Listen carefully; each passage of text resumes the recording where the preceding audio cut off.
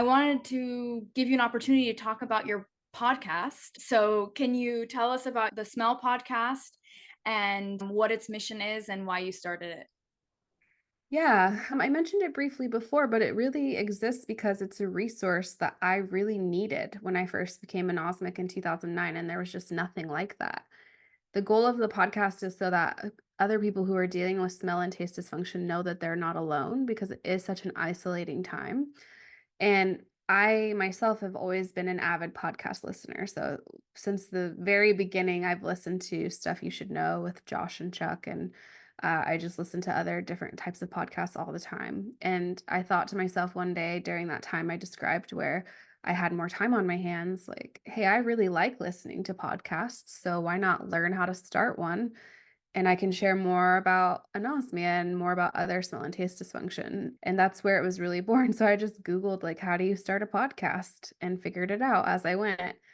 And as I mentioned before, it's been very therapeutic for me over the years to talk with different people who are affected by these disorders and to learn from them and to empathize with them and to sympathize with them because it's just it's so important to be able to just connect with someone.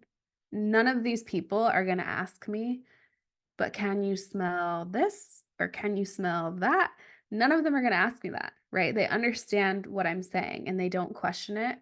They remember. So the guests that I speak to, if I ever talk to them later on, they're not going to forget that I have anosmia, right? They're not going to mention smells to me because they're dealing with the same thing.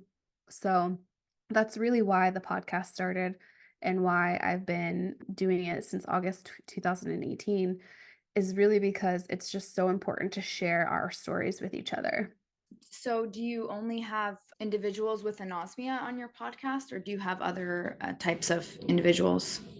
Oh, good question. So, no, the majority of the interviews do focus on people with lived experience, but I've also spoken with many like clinicians who work with patients who have smell dysfunction and researchers who are in this space. So, lots of different types of interviews with different interested parties, but mostly the big majority is focused on people who have the lived experience. So, I've listened to many episodes of your podcast. It's absolutely fascinating, and I learned so much from your podcasts. Oh, Um, good. so, I was wondering what sorts of things have you learned from your guests or that have surprised you? I thought about this one. I think that to me, the biggest thing is I'm always amazed by people's resiliency, right? So we all cope in our different ways. And I love hearing more about how other people are handling their situation. And I'm always really surprised by the amount of hope that remains, especially when there are so few treatment options for the majority of us with like anosmia. People are still hopeful, right? People want to get involved and they want treatment options and they want cures, and they're not giving up, the majority of them. And I just find that inspiring.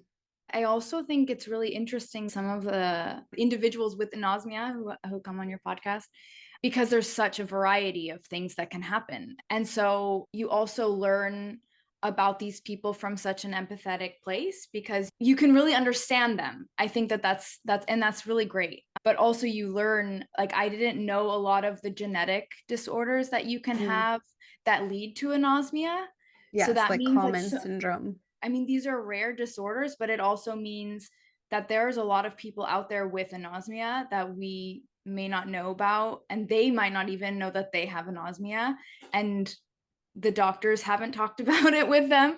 What you might be referencing is a lot of the folks who come on who have congenital anosmia. So Yeah, they were born congenital. without a sense of smell. And a lot of the times it's due to like genetic condition, or maybe they were born without an olfactory bulb.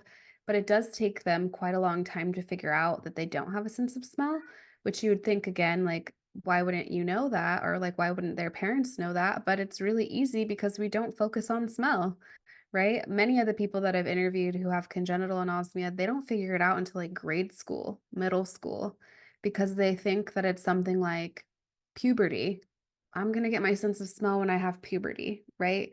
Or it's like a muscle that I don't have yet, but as I get bigger, it's going to grow and then I'll be able to use it.